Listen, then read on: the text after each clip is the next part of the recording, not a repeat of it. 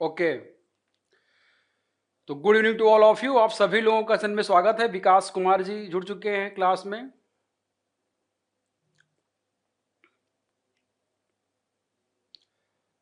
तो आप सभी लोगों का एनसीईआरटी हिंदी माध्यम के इस क्लास में, पहली क्लास में, तहे दिल से आप लोगों का स्वागत है।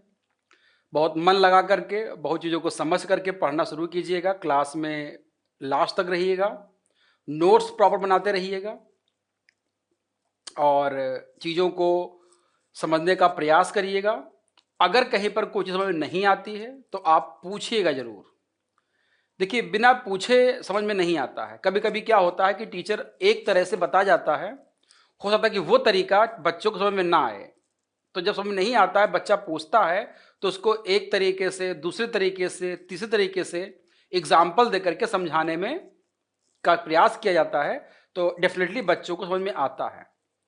तो समझने के लिए आपको क्लास में अंत तक बने रहना पड़ेगा। हमसे बात करती रहनी पड़ेगी। आप लोगों को कोई चीज़ समझ नहीं आती है, उसको आपको पूछना रहेगा। चूंकि आप लोगों ने एनसीईआरटी का बैच ये ले लिया है, यहाँ पे आप जुड़ चुके हैं, तो आप लोगों की ये नैतिक जिम्मेदारी बन जाती है कि क्लास में रेगुलर रहें। और मेरी भी ये नैतिक जिम्मेदारी बनती है कि एनसीईआरटी में जो चीज़ें लिखी हुई हैं उनको लाइन बाय लाइन आप लोगों को हम समझाने का, उसके पीछे की जो चीज़ें हैं उनको बताने का कार्य करें। एनसीईआरटी जो आपकी पढ़ाई जाती है, यहाँ पर हम लोग क्लास 6 से लेकर के क्लास 10th की एनसीईआरटी पूरा कवर करेंगे, जिसमें फिजिक्स, केमिस्ट्री और बायोलॉजी के टॉपिक जो भी होंगे उनको हम लोग करेंगे। एक प्लानर शायद आप लोगों को मिला होगा। उस प्लानर के अकॉर्डिंग जो टॉपिक हर क्लास में कॉमन हैं उनको हम लोग एक साथ पढ़ेंगे। जैसे मान लाइट, हो सकता है कि लाइट 3-4 क्लास में हो, तो उन सभी को हम एक साथ पढ़ लेंगे। साउंड मान लो कि 2 क्लास में है तो हम उनको एक साथ में पढ़ लेंगे। मान लो इलेक्ट्रिसिटी 3 क्लास में है तो 3 क्लासों को हम लोग एक साथ पढ़ लेंगे। जैसे एसिड बेस सॉल्ट मान लो 2 क्लास में है तो उसको हम लोग एक साथ पढ़ लेंगे। ये नहीं कि 6 में पढ़ लिया फिर आगे जाकर के हम 8th में पढ़ रहे हैं, फिर 9th में पढ़ रहे हैं, ऐसा नहीं करेंगे। जो हम लोगों का प्लानर बना हुआ है उस प्लानर के अकॉर्डिंग जो टॉपिक है उसको हम 6, 7, 8, 9 और 10th के अकॉर्डिंग हम लोग करके उसको चलेंगे। ठीक है। उससे सहूलियत ये रहेगी कि आपको एक लिंक बन जाएगा और एक ही बार में आप पूरा का पूरा पढ़ करके आप तैयार कर लेंगे। ये नहीं कि अभी हम क्लास 6 में पढ़ रहे हैं, बाद में आया वो 9th में, फिर हम उसको दोबारा से पढ़ रहे हैं, तो उसमें क्या होगा, तारतम्य टूटेगा। और हमारा मेन उद्देश्य क्या है, ये नहीं है कि हम 6 से लेकर के 10 की एनसीईआरटी को अलग अलग पढ़ें। हमारा उद्देश्य ये है कि हम जिस जिस चीज़ की तैयारी करने जा रहे हैं, सिविल सर्विस की तैयारी जो करने हम जा रहे हैं, उसका जो आधार हमारा है, जो बेसिक कॉन्सेप्ट है, वो हमारा बनना चाहिए। और वो तभी बन पाएगा जब हम 6 से 10 के एनसीईआरटी को, उन टॉपिक को एक साथ पढ़ लेंगे जो अलग अलग क्लास में दिए गए हैं।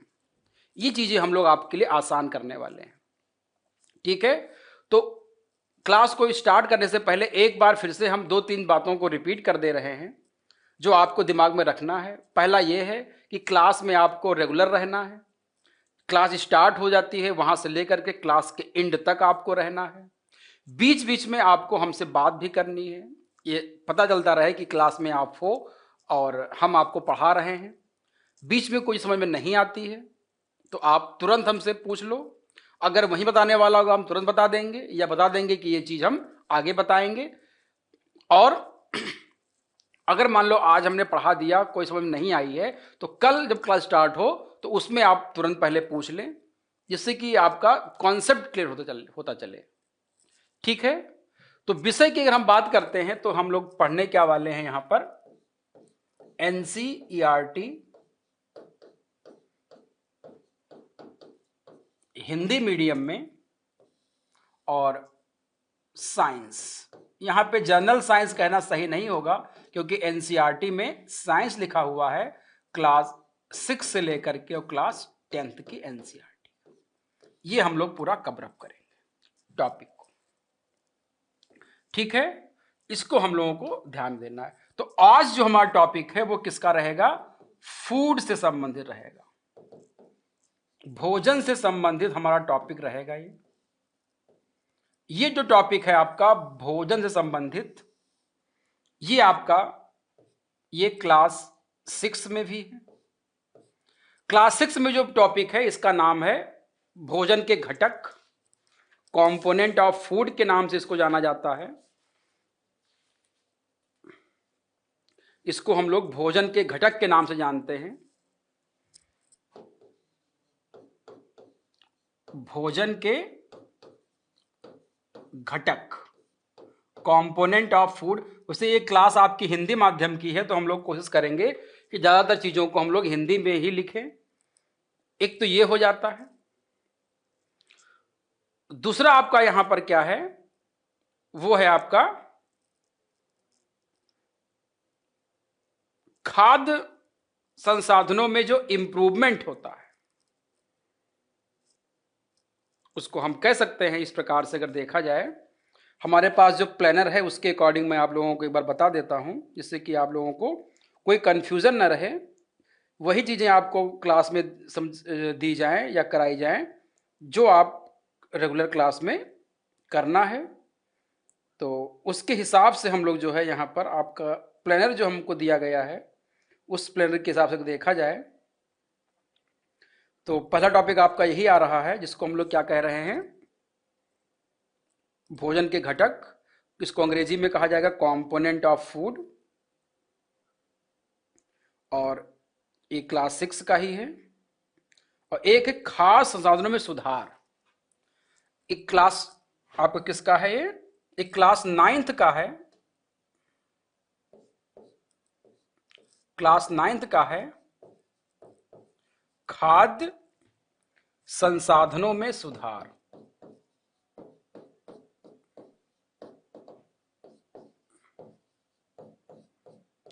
इसी में क्लास 6 में एक टॉपिक और है, वो है आपका भोजन ये कहां से आता है। भोजन यह कहां से आता है।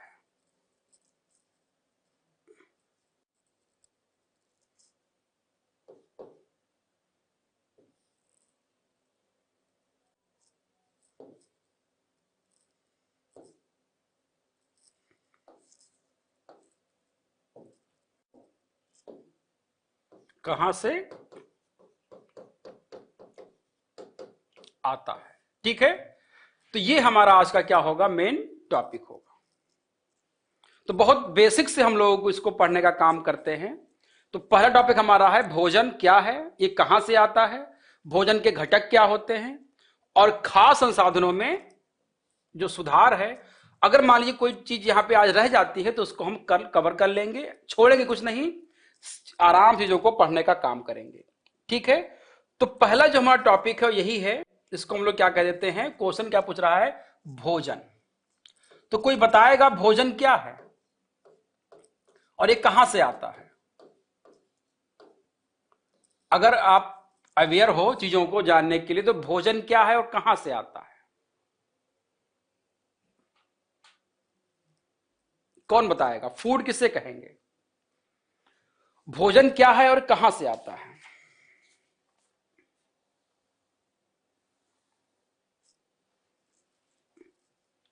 तो आप कह सकते हैं कि भोजन क्या है, भोजन खाद्य पदार्थ है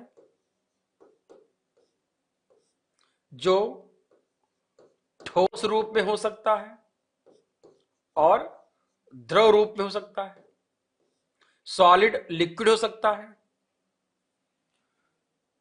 जिसमें क्या होते हैं, पोषक तत्व होते हैं। इसमें क्या होते हैं, पोषक तत्व होते हैं। तो आप कह सकते हैं कि भोजन ऐसे खाद्य पदार्थ होते हैं या भोजन ऐसे ठोस और द्रव खाद्य पदार्थ हैं जिनमें पोषक तत्व न्यूट्रिएंट्स क्या होते हैं, उपस्थित होते हैं। जिनमें क्या हो जाते हैं, न्यूट्रिएंट्स उपस्थित होते हैं। ये पोषक तत्व क्या करते हैं, हमारे शरीर को ऊर्जा प्रदान करते हैं, हमारे शरीर की टूट फूट की मरम्मत करते हैं, टूट फूट की क्या करते हैं, मरम्मत करते हैं। ये क्या करते हैं, हमारी शरीर की वृद्धि करते हैं। ये क्या करते हैं, शरीर में हमारे उपापचय क्रियाओं को क्या करते हैं, उपापचय क्रियाओं को क्या करते हैं, नियंत्रित करते हैं। यानी कि भोजन ऐसे ठोस एवं द्रव पदार्थ होते हैं जिनमें पोषक तत्व पाए जाते हैं। ये पोषक तत्व हमको ऊर्जा प्रदान करते हैं, टूट फूट की मरम्मत करते हैं, शरीर की वृद्धि करते हैं और उपापचय क्रियाओं को नियंत्रित करने का काम करते हैं। खाद्य पदार्थ ये कार्बनिक भी हो सकते हैं, ये ऑर्गेनिक भी हो सकते हैं और खाद्य पदार्थ अकार्बनिक भी हो सकते हैं। खाद्य पदार्थ कार्बनिक भी हो सकते हैं और खाद्य पदार्थ क्या हो सकते हैं, अकार्बनिक भी हो सकते हैं। अलग अलग जीवों के जो भोजन होते हैं वो अलग अलग प्रकार के होते हैं। तो भोजन हर जीव का क्या होता है, अलग अलग प्रकार का होता है। भोजन वो होगा जिसे जीव क्या कर सके, जिसे जीव खा सके, पचा सके एवं उपयोग कर सके,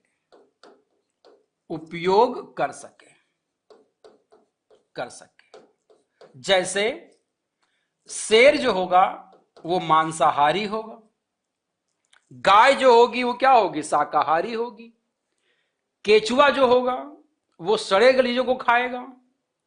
तो जरूरी नहीं कि हर जीव का भोजन एक ही हो, हर जीव का भोजन क्या होता है, अलग अलग होता है। भोजन के आधार पर क्या होता है, जीव अलग अलग प्रकार के हो सकते हैं। जैसे एक जीव होते हैं जिनका भोजन पौधे होते हैं, पादप भोजन जो होता है वो शाकाहारी होते हैं। जिनका भोजन एनिमल होता है, जो जंतुओं को खाते हैं भोजन के रूप में, वे मांसाहारी होते हैं। जिनका भोजन पादप और जंतु दोनों होता है उनको हम लोग सर्वाहारी कह देते हैं। जो इसको हम लोग क्या कह देते हैं,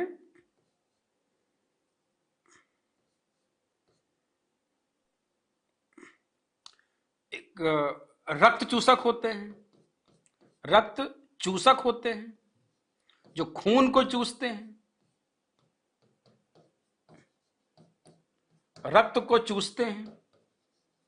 रक्त भोजन होता है उनको हम लोग ब्लड सकर कह देते हैं।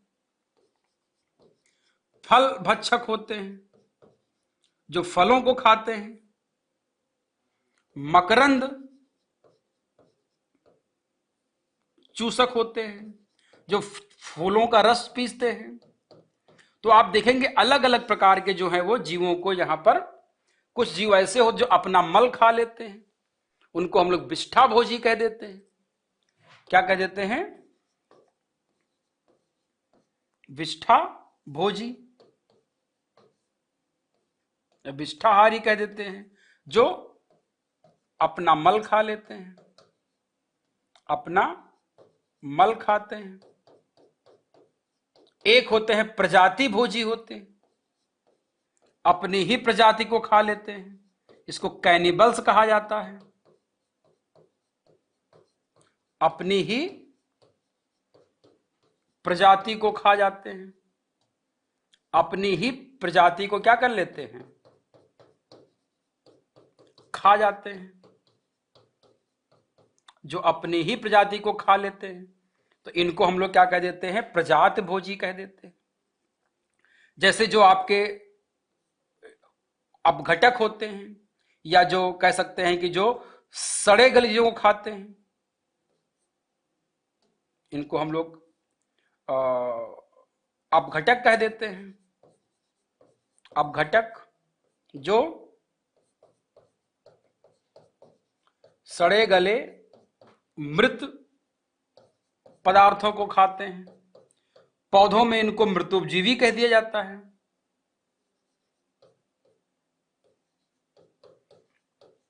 तो ये अलग अलग प्रकार के भोजन अलग अलग चीजों के हो सकते हैं, इनको आपको ध्यान रखना है। अब आप लोगों को पता होगा कि कौन कौन से होते हैं। जैसे शाकाहारी में जो घास फूस खाते हैं, इसमें आपका जैसे गाय आ गया, बकरी आ गई, हाथी आ गया, है ना। और मांसाहारी में आपका जैसे शेर आ गया, चीता आ गया, लकड़बग्घा आ गया, भेड़िया आ गया। सर्वाहारी में से मनुष्य आ गया। रक्त चूसक में जैसे आपका मच्छर आ गया, जोंक आ गया, लीच जो होता है। फल भक्षक में जैसे आपके पक्षी आ गए, बंदर आ गए। मकरंद चूसक में जैसे आपका हनी बी आ गया। विष्ठा भोजी में जैसे खरगोश अपना मल खा लेता है। प्रजाति भोजी से आपका सांप और बिच्छू आ गए। अपघटक जो सड़े गले पदार्थ से आपका जो छोटे जो माइक्रो ऑर्गेनिज्म होते हैं वो हो गए, या जो आपके जो ये केचुआ वगैरह जो होते हैं, अर्थवर्म होते हैं, वो इसमें आपके आ जाते हैं। तो अब यहां पर आपको ये देखा, भोजन अगर कहा जाए कहां से आता है, तो क्लियर कट हो गया, भोजन या तो प्लांट से मिलेगा या एनिमल से मिलेगा। ये चीज आपको क्लियर होनी चाहिए। तो अगर आपसे पूछा जाए कि भोजन कहां से आता है, भोजन कहां से आता है, अगर ये प्रश्न पूछा जाए तो आप क्लियर कट क्या कहेंगे? भोजन कहां कहां से आता है? तो भोजन पादप से आता है और जंतु से आता है। पादप में भोजन कहां से आता है? भोजन में हम इसका उपयोग, फल का उपयोग करते हैं भोजन के रूप में, बीज का उपयोग करते हैं, भ्रूणपोष का उपयोग करते हैं हम लोग इसका भोजन के रूप में, जड़ का उपयोग करते हैं, तने का उपयोग करते हैं, पत्ती का उपयोग करते हैं, यानी कि उसके हम छाल का उपयोग कर लेते हैं, जैसे कोई मसाले वगैरह होते हैं। तो आप देखेंगे पौधों के हर चीज का उपयोग हम लोग क्या करते हैं, पौधे का हर चीज का उपयोग हम लोग भोजन के रूप में करते हैं। फल का उपयोग करते हैं, बीज का उपयोग करते हैं, एम्ब्रियो का उपयोग करते हैं, जड़ का उपयोग करते हैं, तने का उपयोग करते हैं, पत्ती का उपयोग करते हैं और छाल का उपयोग करते हैं। ठीक। अब यहां पर दो चीजें आपको ध्यान रखनी होंगी, दो टर्म आपको कंफ्यूज करते हैं, एक फल और एक आपका सब्जी। सब्जी किसे कहते हैं और फल किसे कहते हैं? तो ध्यान रखिएगा, फल शब्द वनस्पति विज्ञान में इसके बारे में उल्लेख है। सब्जी जो है वो वनस्पति विज्ञान का टर्म नहीं है। वेजिटेबल जो होता है, यह शब्द आया है वेजिटेटिव पार्ट। फल के किसी भी पौधे के हुए सभी भाग जिन्हें हम पका के खा सकते हैं वो सब सब्जी में आ जाता है। तो सब्जी की अंग्रेजी होती है वेजिटेबल, वेजिटेबल, और ये कहां से आया है? वेजिटेटिव से आया, वेजिटेटिव से आया। और वेजिटेटिव का मतलब क्या हो जाता है?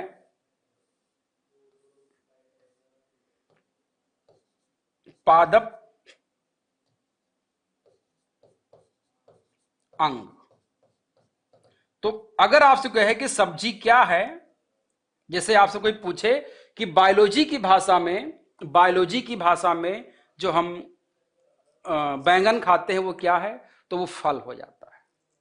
क्योंकि फल की परिभाषा क्या है? फल वे होता है परिपक्व जो अंडाशय होता है, परिपक्व जो अंडाशय होता है उसको हम लोग क्या कह देते हैं? फल कह देते हैं।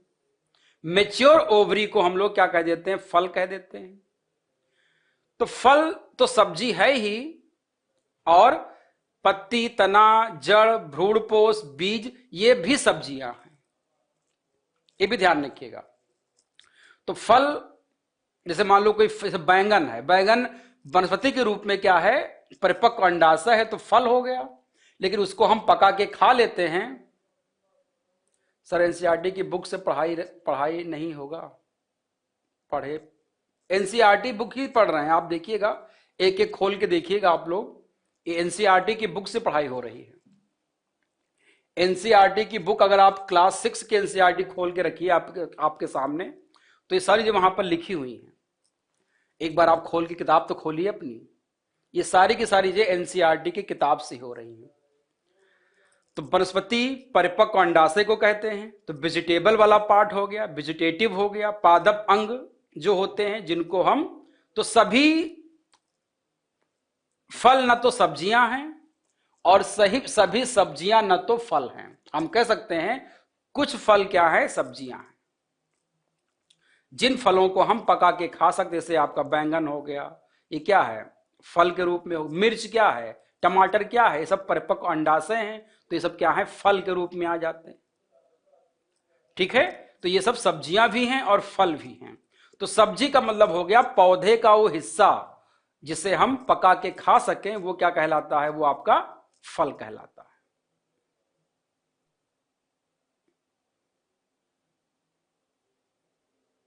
ठीक है, और पादप से हमको, जंतु से हमको क्या मिलता है, जंतु में जो हमको मिलेगा, एक तो हमको क्या मिलता है,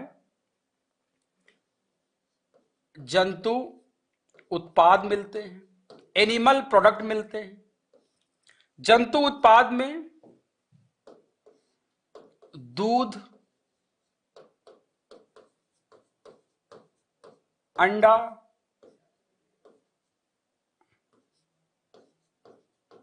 पनीर, दही, ये सब क्या है, आपके एनिमल प्रोडक्ट हो जाते हैं। दूसरा हमको मांस और मछली और आपके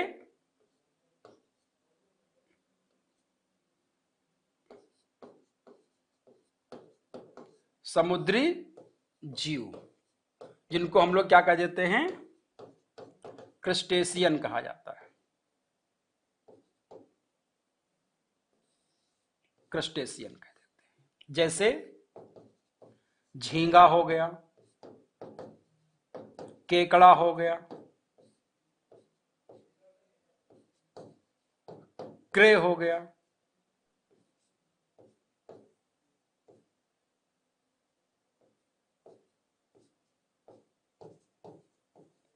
श्रिम्प हो गया, ये जो होते हैं आपके समुद्री जीव में आ जाते हैं। तो ये हमको जंतु, मांस, मछली, समुद्री जीव, ये आपके क्या हो जाते हैं, ये भोजन हमको प्राप्त होते हैं। तो भोजन के दो स्रोत हो गए, एक कौन हो गया, हमारा प्लांट हो गया, और एक कौन हो गए, हमारे अंडे हो गए। ये आपको ध्यान रखना है। अब यहां पे बात आती है, तो जो हम लोगों ने क्लास 6 का जो पहला टॉपिक हम लोगों ने पढ़ा, वो ये था भोजन कहां से आता है। तो हम लोगों ने इसको पढ़ लिया कि भोजन कहां से आता है। तो हम लोगों ने क्या क्या सीखा, यहां पर दो चीजें सीखी कि भोजन क्या है। अच्छा, एक चीज और ध्यान रखिएगा, जब हम बात करते हैं यहां पर भोजन की बात करते हैं, तो केवल भोजन से काम नहीं चलता है। हमारे पास क्या होता है, संतुलित आहार होना चाहिए। संतुलित आहार, खाली भोजन से काम नहीं चलेगा, हमारे पास बैलेंस डाइट होना चाहिए। क्या होना चाहिए, बैलेंस डाइट होनी चाहिए। तो भोजन और संतुलित आहार में क्या अंतर है, भोजन और संतुलित आहार में क्या अंतर है।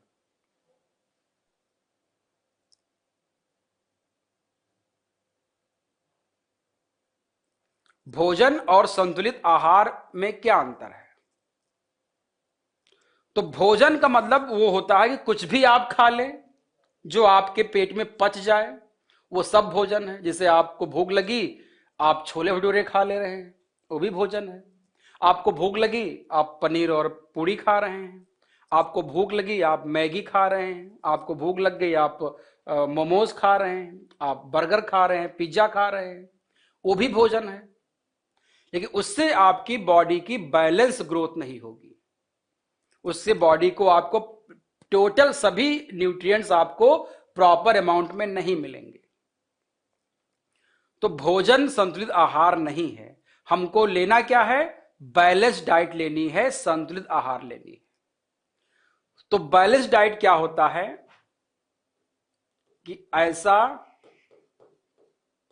आहार या डाइट जिसमें सभी पोषक तत्व उचित मात्रा में, उचित मात्रा का मतलब क्या होता है? उम्र और हाइट के अनुसार कितने ग्राम लेना चाहिए। उम्र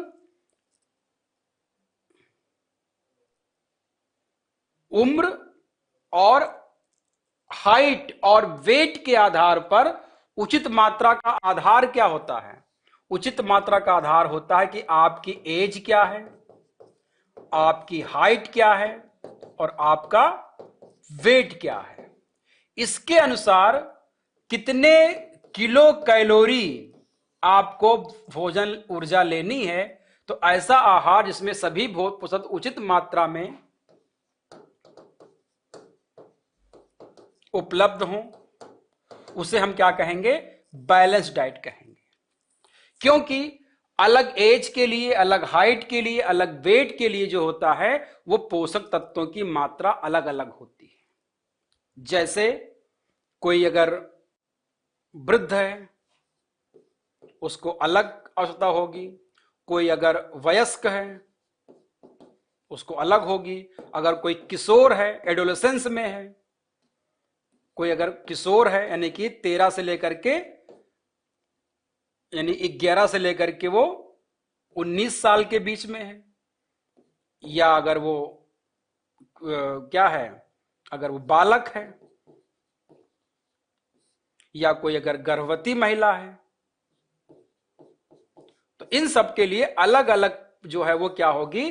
बैलेंस डाइट की आवश्यकता होती है। भारत सरकार ने और WHO ने कहा है कि जो लोग गांव में रहते हैं और शहर में रहते हैं उनके लिए, जो शहर में रहते हैं उनको 2100 किलो कैलोरी पर डे चाहिए होती है भोजन, और जो लोग गांव में रहते हैं उनको 2400 किलो कैलोरी की पर जो है वो डे की इसकी जो है वो एनर्जी की रिक्वायरमेंट होती है। इसी के हिसाब से हमको भोजन करना चाहिए।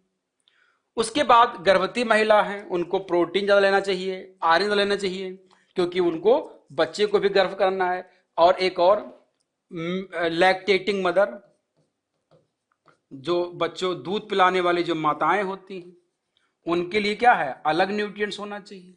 लैक्टेटिंग मदर के लिए अलग से होना चाहिए। तो ऐसा आहार इसमें सभी पोषक तत्व उचित मात्रा में उपलब्ध हो वो क्या कहलाएगा? संतुलित आहार कहलाएगा। अब बात आती है कि कौन कौन से पोषक तत्व हमारे भोजन में, कौन कौन से पोषक तत्व होते हैं जिनकी हमको रोज रिक्वायरमेंट होती है। न्यूट्रिएंट्स कौन कौन से होते हैं? तो यहां पर अगर बात गए भोजन में जो हमारे न्यूट्रिएंट्स होते हैं,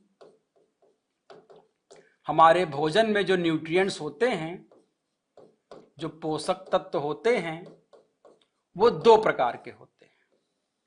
एक ऐसे होते हैं जो हमको ऊर्जा देने वाले होते हैं, ऊर्जा प्रदान करने वाले। ऐसे पोषक तत्व जो हमको ऊर्जा प्रदान करते हैं, इनमें 3 आते हैं। 3 ऐसे हैं जो हमको ऊर्जा देते हैं। एक आपका होता है कार्बोहाइड्रेट, एक आपका होता है कार्बोहाइड्रेट, दूसरा आपका होता है वसा, वसा को अंग्रेजी में फैट कह देते हैं, और तीसरा आपका क्या होता है? प्रोटीन। ये 3 हमको क्या करते हैं? ऊर्जा प्रदान करते हैं। अभी बताएंगे कौन कितनी ऊर्जा हमको देता है। तो हमको वो भोजन लेना चाहिए जिसमें क्या हो, ऊर्जा प्रदान करने वाले ये तीनों हो। इनकी मात्रा अलग अलग होती है, वो अलग की बात है, उसके बारे में बताएंगे अभी। और दूसरे वे होते हैं जो हमको ऊर्जा नहीं देते हैं, गैर ऊर्जा प्रदान करने वाले, जो हमको ऊर्जा नहीं देते हैं। जो गैर ऊर्जा प्रदान करने वाले हैं ये फिर से दो प्रकार के होते हैं। एक जो होते हैं वो क्या करते हैं, शरीर की वृद्धि करते हैं, शरीर की वृद्धि करते हैं, टूट फूट की मरम्मत करते हैं, कहीं पे घाव हो गया, कहीं पे चोट लग गई, उसकी हीलिंग करना, शरीर की वृद्धि करना, टूट फूट की मरम्मत करना। इसमें केवल और केवल आता है वो है आपका प्रोटीन। कौन होता है, तो प्रोटीन ही हमारे अंगों का निर्माण करता है। जितनी भी हमारी रिपेयरिंग वाली चीजें होती हैं उनका काम कौन करता है, वो प्रोटीन करता है। और गैर ऊर्जा प्रदान करने वाले में जो दूसरा टॉपिक, दूसरा वाला जो होता है, ये होता है हमारे शरीर के अंदर की उपापचयी क्रियाओं को रेगुलेट करता है, रेगुलेट मेटाबॉलिक एक्टिविटी।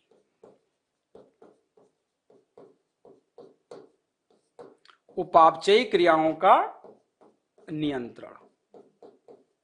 उपापचयी क्रियाओं का जो नियंत्रण करने वाले होते हैं ये फिर से तीन प्रकार के होते हैं।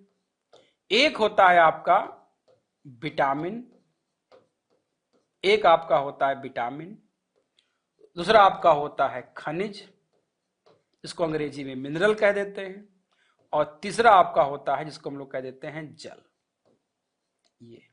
ये तीन जो होते हैं ये हमको उपापचयी क्रियाओं को, सामान्य घर में डेली जो खाना बनता है उससे, उसमें पूरा प्रोटीन नहीं मिल पाता है। बिल्कुल बात सही है। पूरा प्रोटीन अगर आपको लेना है तो ये तो अंडा खा लीजिए, या दूध पी लीजिए, या मांस खाइए, या आप सोयाबीन खाइए, है ना। तो घर में संपूर्ण प्रोटीन नहीं मिल पाता है। बिल्कुल आकाश त्रिवेदी ने सही बात कही है कि घरों में जो सामान्य भोजन बनता है डेली, उसमें हमको सभी प्रकार के प्रोटीन नहीं मिल पाती। तो टोटल न्यूट्रिएंट्स कितने हो गए, 6। 3 हो गए कार्बोहाइड्रेट वसा प्रोटीन, चौथा विटामिन, तो 3 अगर यहां पे काउंट कर लें तो चौथा, पांचवा और छठा। प्रोटीन प्रोटीन एक ही चीज है तो कॉमन हो गए, तो हम अलग नहीं करेंगे। तो ये गैर ऊर्जा प्रदान करने वाले होते हैं। तो ये अब बात पूछा जाए यहां पर कि जो एनर्जी देते हैं, तो एनर्जी सबसे ज्यादा कौन देता है, क्या खाने से हमको एनर्जी ज्यादा मिलेगी। तो ध्यान रखिएगा, रिसर्च में सिद्ध हुआ है कि जब कोई व्यक्ति 1 ग्राम वसा खाता है तो उसको 9 किलो कैलोरी ऊर्जा मिलती है। जब 1 ग्राम वो कार्बोहाइड्रेट खाता है तो उसको 4.2 किलो कैलोरी ऊर्जा मिलती है।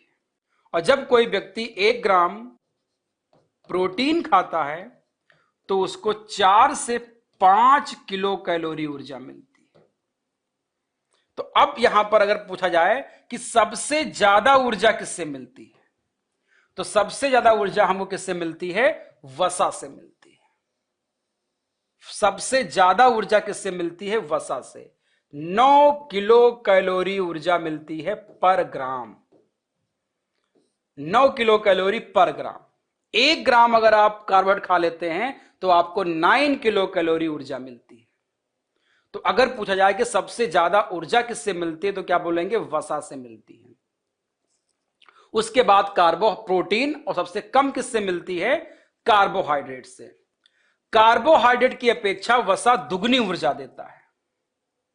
कार्बोहाइड्रेट की अपेक्षा वसा क्या कर रहा है, दुगनी ऊर्जा दे रहा है। जहां 1 ग्राम कार्ब खाने से 4.2 वहीं 1 ग्राम फैट खाने से 9.0, यानी कि ये आपका क्या हो गया, 9.0 हो गया। इसको थोड़ा सा ऐसे लिख दिखाई दे, 9.0। ठीक। लेकिन जब कोई बीमार होता है तो उसको फैट नहीं देते हैं, उसको हम कार्बोहाइड्रेट देते हैं, जूस पिलाते हैं। ऐसा क्यों होता है? ऐसा इसलिए होता है क्योंकि कार्बोहाइड्रेट हमको जल्दी ऊर्जा देता है। तो अगर पूछा जल्दी ऊर्जा कौन देता है,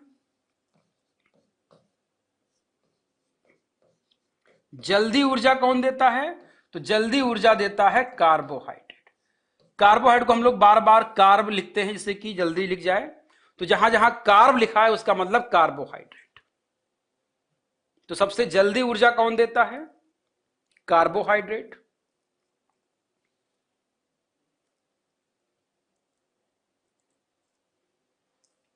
ठीक है। इसके अलावा ध्यान रखिएगा, जब हम कार्बोहाइड्रेट का सेवन करते हैं तो हमको एक और मिलता है न्यूट्रिएंट्स, जिसको हम लोग कह देते हैं रफेज या रुक्षांश कहते हैं। इसको रेशा कहा जाता है, रुक्षांश या रेशा या रफेज। यह भी एक प्रकार का पोषक तत्व के रूप में गिना जाता है क्योंकि यह पाचन को आसान बनाता है। यह हमारी बॉडी में क्या करता है, रफेज पाचन को आसान बनाने काम करता है। इसको हम लोग डाइटरी फाइबर कह देते हैं, भोज रेशा कह देते हैं। यह हमको प्लांट से मिलता है मुख्य रूप से। जैसे आप मोटे अनाज खाते हैं, अगर आप आलू खाते हैं, दाल खाते हैं, फल खा लेते हैं, सब्जियां खा लेते हैं, उनसे आपको जो है यहां पर क्या मिल जाता है, रफेज मिल जाता है। ठीक। तो कार्बोहाइड्रेट, वसा और प्रोटीन, इनको आपको ध्यान में रखना है। अब बात आती है कि आपके जो भोजन है उसमें कार्बोहाइड्रेट होता है,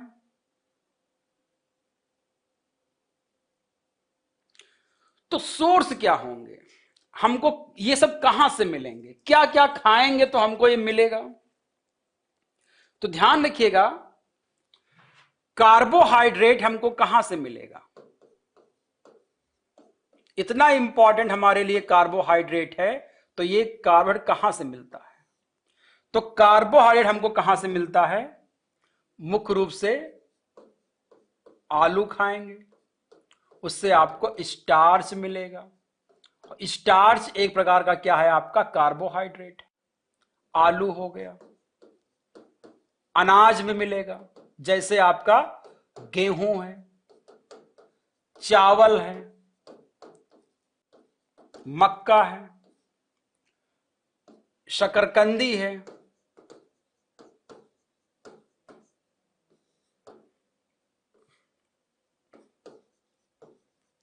फल है, जैसे अंगूर वगैरह हो गए। तो अंगूर में क्या होता है, आपका फ्रक्टोज हो जाता है। फ्रक्टोज एक प्रकार का क्या है, सबसे मीठा होता है कार्बोहाइड्रेट। फल हो गया, शहद हो गया, शहद में भी क्या होता है, आपका फ्रक्टोज होता है। तो आलू हो गया, अनाज हो गया, शकरकंदी हो गया, फल हो गया, शहद हो गया, ये सब किसके सोर्स है, ये सब कार्बोहाइड्रेट के सोर्स हैं।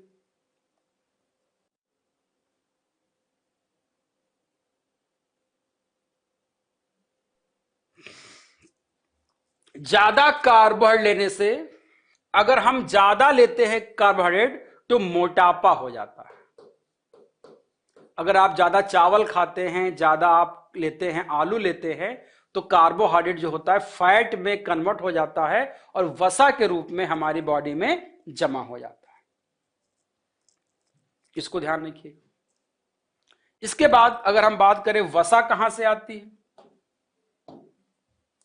तो कार्बोहाइड्रेट का जो मेन सोर्स आपने देखा वो आपका प्लांट ही है। और वसा के दो स्रोत होते हैं। फैट के हमारे पास क्या है, दो स्रोत, एक पादप होते हैं और एक कौन होते हैं, जंतु होते हैं। प्लांट में जितने भी आपके तिलहन होते हैं, जितने भी आपके तिलहन हैं, उन सब में क्या मिलता है हमको? तेल मिलता है, तेल मिलता है। और इसी से हमको क्या बनता है? वनस्पति घी बनता है। वनस्पति घी का भी निर्माण हम लोग इसी से कर लेते हैं, तेल से बन जाता है, तिलहन हो जाता है। जंतु से हमको जो देसी घी है ये मिल जाता है, मक्खन मिल जाता है, क्रीम मिल जाती है, और चर्बी जो होती है ये सब हमको कहां से मिलते हैं? एनिमल से मिलते हैं। ये सब हमको कहां से मिलते हैं? ये सब हमको एनिमल से मिल जाते हैं।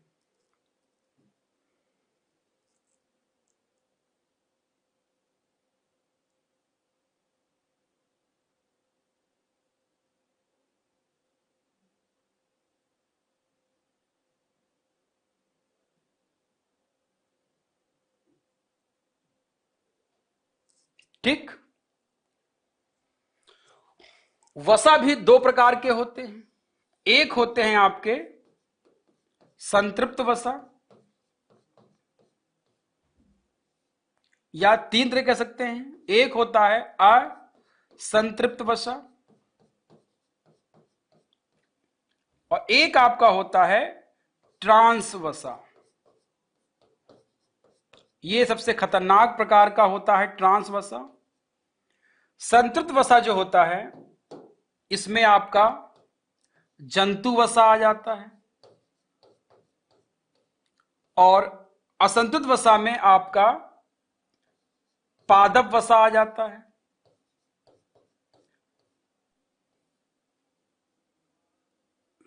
जैसे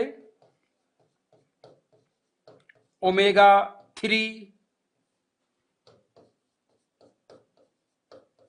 ओमेगा 6, तिल का तेल हो गया, अलसी का तेल हो गया, इसमें आ जाता है। ट्रांस वसा जो होते हैं ये नुकसान दे होते हैं। ये गुड कोलेस्ट्रॉल को खत्म करते हैं, ये गुड कोलेस्ट्रॉल को नष्ट करते हैं, और बैड कोलेस्ट्रॉल को बढ़ाने का काम करते हैं, जिससे मोटापा, कैंसर, हृदय रोग, मधुमेह, ऐसे रोग जो है उत्पन्न होते हैं। तो हमको ट्रांस फैट का सेवन नहीं करना चाहिए। हमको मोस्टली जो है वो तेल का सेवन करना चाहिए, वो भी आपका पतला तेल। इतना पतला तेल होगा, ओमेगा 3 और ओमेगा 6, ये क्या होता है एग्जैक्टली आपके एनसीईआरटी में नहीं लिखा हुआ है, लेकिन अगर जानना चाहे तो देख लीजिएगा। एग्जैक्टली क्या होता है कि जो फैट होते हैं वो वसी अम्ल के बने होते हैं, फैटी एसिड के बने होते हैं। फैटी एसिड जो होते हैं दो प्रकार के होते हैं, एक आपका होता है सैचुरेटेड, एक होता है अनसैचुरेटेड। अगर कार्बन कार्बन के बीच में एक डबल बॉन्ड है तो उसको हम लोग कह देते हैं मोनो अनसैचुरेटेड फैटी एसिड, और अगर एक से अधिक डबल बॉन्ड है, दो से डबल बॉन्ड है, तो उनको हम लोग पॉली अनसैचुरेटेड फैटी एसिड कह देते हैं। तो कार्बन की पोजीशन के ऊपर जो फंक्शनल ग्रुप लगा होता है उसके आधार पे इसका नाम रखा गया है ओमेगा 3 और ओमेगा 6। तो ओमेगा 3 और ओमेगा 6 जो है एक प्रकार के क्या है?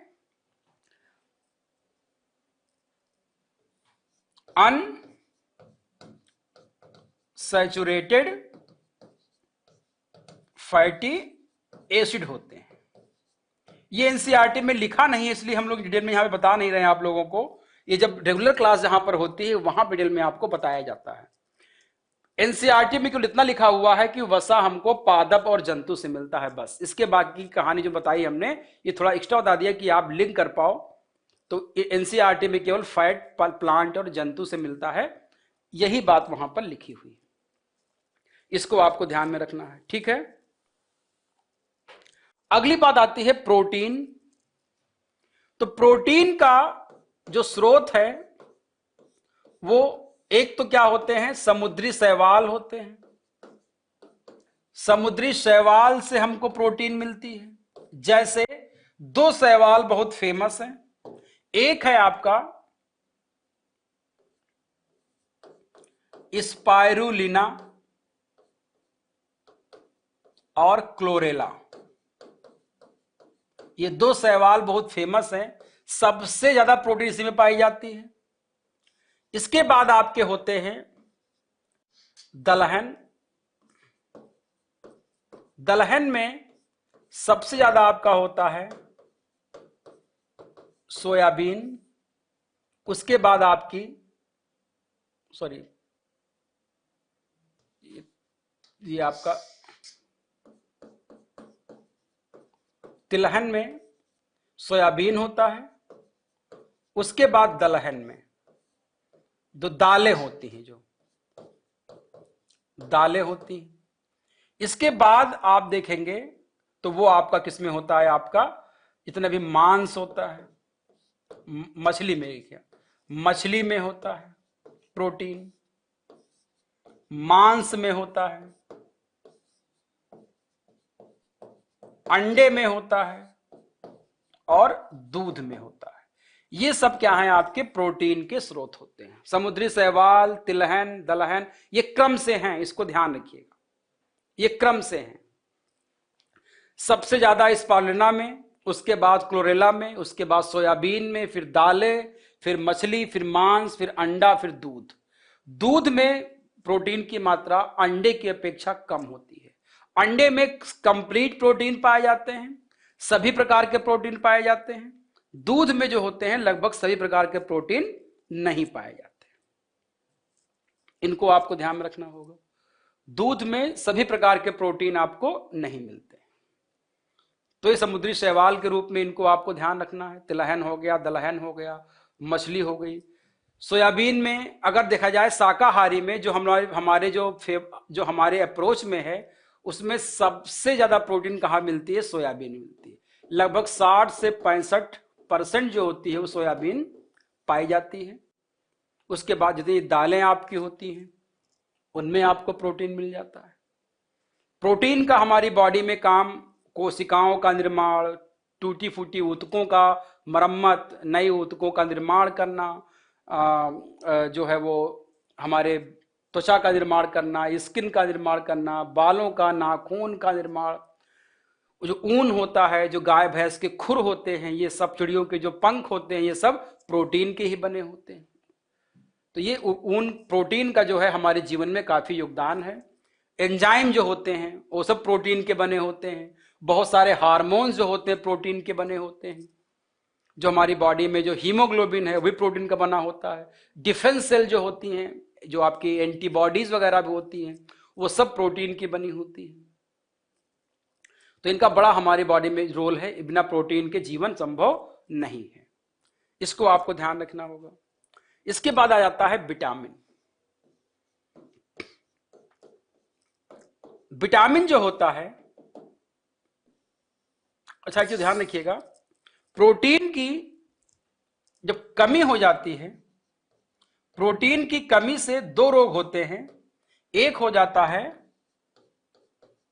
क्वाशरकोर हो जाता है बच्चों में, और एक हो जाता है आपका मेरेस्मस। इसको प्रोटीन एनर्जी माइल न्यूट्रिशन कह देते हैं। क्वाशरकोर की जो होता है ये प्रोटीन की कमी से होता है, ये केवल प्रोटीन कमी से हो जाता है। मेरेस्मस जो होता है वो प्रोटीन और ऊर्जा दोनों कमी से होता है। प्रोटीन और ऊर्जा की कमी से होता है, इसलिए इसका नाम प्रोटीन एनर्जी माइल न्यूट्रिशन कहा गया है। अगर आपसे पूछ लिया जाए कि पीईएम का फुल फॉर्म क्या है, तो आप बोलोगे इसका पूरा नाम है protein energy malnutrition. Protein energy malnutrition. Protein energy malnutrition, ये क्या है आपका पूरा पूरा नाम है किसका, आपका पीईएम का। इसको आपको ध्यान में रखना है। अगली चीज आपको यहां पे ध्यान रखनी है वो है आपका विटामिन। तो विटामिन का मेन काम क्या होता है, मेटाबॉलिज्म को रेगुलेट करना। बेसिकली विटामिन दो प्रकार के होते हैं, एक होते हैं आपके जल में घुलनशील, जल में घुलनशील होते हैं, इसके अंतर्गत बी कॉम्प्लेक्स और सी आ जाता है। और दूसरे होते हैं आपके वसा में घुलनशील,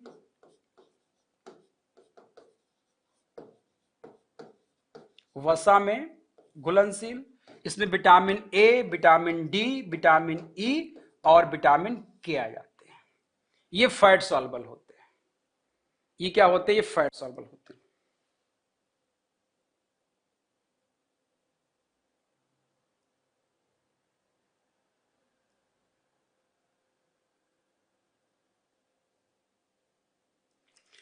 हर विटामिन का क्या है, अपना अपना महत्व होता है।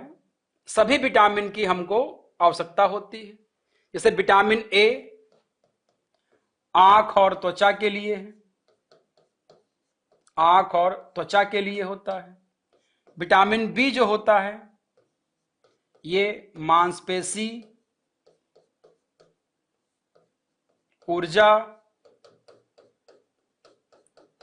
तंत्रिका तंत्र और त्वचा के लिए होता है।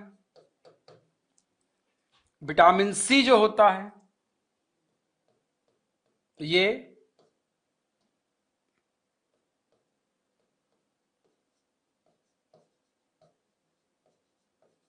संक्रमण रोधी होता है।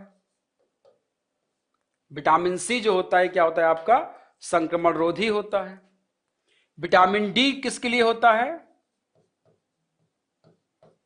ये हड्डियों के लिए होता है। विटामिन ई जो होता है ये आपका त्वचा के लिए होता है, प्रजनन के लिए होता है। और विटामिन जो आपका के होता है ये रक्त का थक्का बनाने के लिए होता है। तो हर अंग से कोई ना कोई विटामिन जो है वो अपने अपने ऑर्गन से जुड़ा होता है। हड्डी और दांत कर सकते हो, डी हड्डी और दांत के लिए होता है।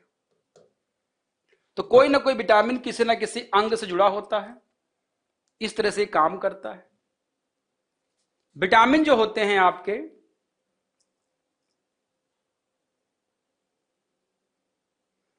विटामिन की कमी या अधिकता से रोग हो जाते हैं। जैसे विटामिन की कमी या अधिकता से कई प्रकार के रोग हो जाते हैं। जैसे आपसे पूछ सकता है एग्जाम में कि विटामिन ए की कमी से नाइट ब्लाइंडनेस हो जाता है, जिसको हम लोग क्या कह देते हैं, रतौंधी कह देते हैं। विटामिन बी1 की कमी से बेरी बेरी नामक रोग हो जाता है। विटामिन सी की कमी से स्कर्वी हो जाता है। विटामिन डी की कमी से दो रोग हो जाते हैं, ऑस्टियो मलेशिया और आपके रिकेट्स। ऑस्टियोमलेशिया जो होता है एडल्ट में हो जाता है और रिकेट्स जो हो जाता है वो बच्चों में हो जाता है विटामिन डी की कमी से। ये आपसे पूछ सकता है। विटामिन ई की कमी से इनफर्टिलिटी हो जाती है, इनफर्टिलिटी हो जाती है, यानी कि बांझपन हो जाता है, नपुंसकता आ जाती है। और के की कमी से जो हो जाता है रक्त का थक्का नहीं जमता है, रक्त का थक्का नहीं जमता, रक्त का थक्का नहीं जमता है। ये आपको मोटा मोटी ध्यान रखना है, ठीक है।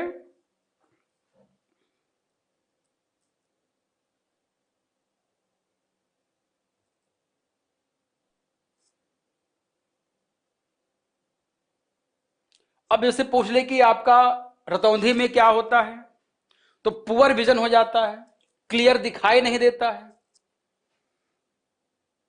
धुंधला दिखाई देता है, अंधेरे में, रात के समय में अंधेरापन आ जाता है आंखों के सामने, और बेरी बेरी में मांसपेशियां कमजोर हो जाती हैं,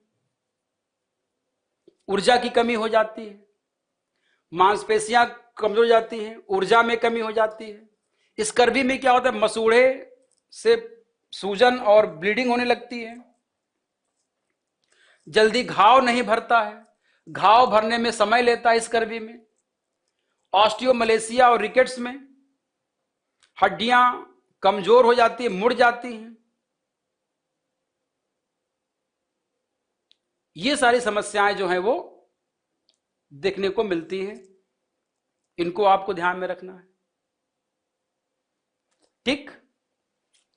इसके बाद बात आती है आपकी कौन सी, खनिज की। तो मिनरल जो होते हैं ये हमारी बॉडी को रेगुलेट करते हैं, खनिज जो होते हैं ये क्या करते हैं, ये कई तरह के काम करते हैं।